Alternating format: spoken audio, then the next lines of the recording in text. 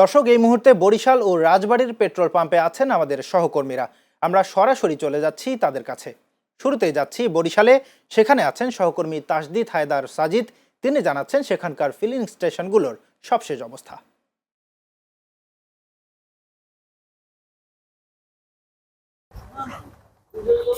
জি, ধন্যবাদ শাহনওয়াজ। আমি এই মুহূর্তে অবস্থান করছি বরিশাল জেলার আগৈলঝাড়া উপজেলার যে একমাত্র তেলের পাম্প আগৈলঝাড়া ফিলিং স্টেশন, সেটির সামনে থেকে। সারা দেশেই যে তীব্র তেলের সংকট রয়েছে, এর ব্যতিক্রম নয় আগৈলঝাড়া উপজেলা।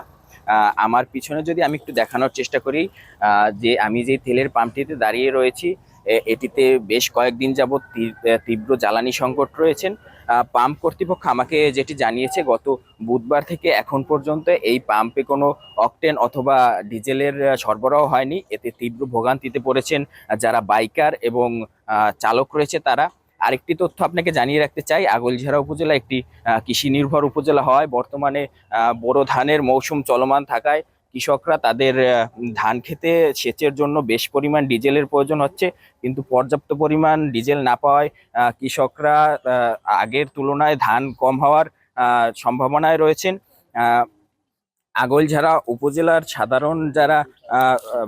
সাধারণ যারা জনগণ রয়েছে এবং কৃষক রয়েছে, তারা দাবি জানিয়েছে যে এই যে তীব্র জ্বালানি সংকট, এটি দ্রুত সমাধান করা হোক। না হলে তাদের যে ভোগান্তি সেটি ক্রমশই বাড়ছে। এই ছিল আগৈলঝাড়া থেকে আমার কাছে সর্বশেষ। শাহনওয়াজ। ধন্যবাদ তাসদিদ।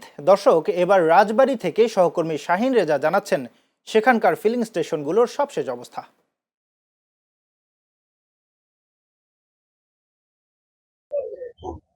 ধন্যবাদ আপনাকে। আপনি জানেন সারা বাংলাদেশে কিন্তু প্রচন্ড তেলের সংকট দেখা দিয়েছে, তার ব্যতিক্রম নয় রাজবাড়ীতেও। আমরা রাজবাড়ী প্রতিটি পাম্পে গিয়ে দেখেছি যে সকাল থেকে রাত, রাত থেকে সকাল পর্যন্ত কৃষকেরা ঘন্টার পর ঘন্টা অপেক্ষা করে কিন্তু 3 থেকে 4 লিটার তেল সংগ্রহ করতে পারছে, এবং অনেকেই দেখেছি যে তেল না পেয়ে তারা হতাশ হয়ে বাড়ি ফিরে গিয়েছেন। আরেকটি বিষয় আমরা আপনাকে জানিয়ে রাখি, এই রাজবাড়ী কিন্তু কৃষি প্রধান একটি জেলা। এই জেলার বেশিরভাগ মানুষ কিন্তু কৃষিকাজে নিয়োজিত থাকে।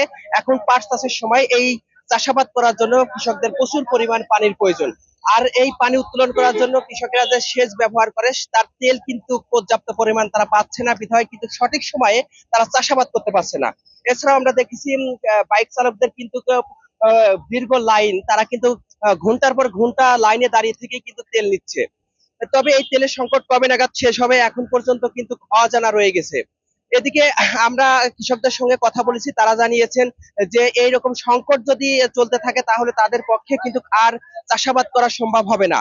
এবং পাম্প কর্তৃপক্ষ জানিয়েছেন যে তারা এই রাজবাড়ীতে যে পরিমাণ তেল প্রতিদিন প্রয়োজন হয় সেই পরিমাণ তেল তারা পাচ্ছে না, বিধায় কিন্তু কৃষকদের এবং বাইক চালকদের দিতে পারছে না।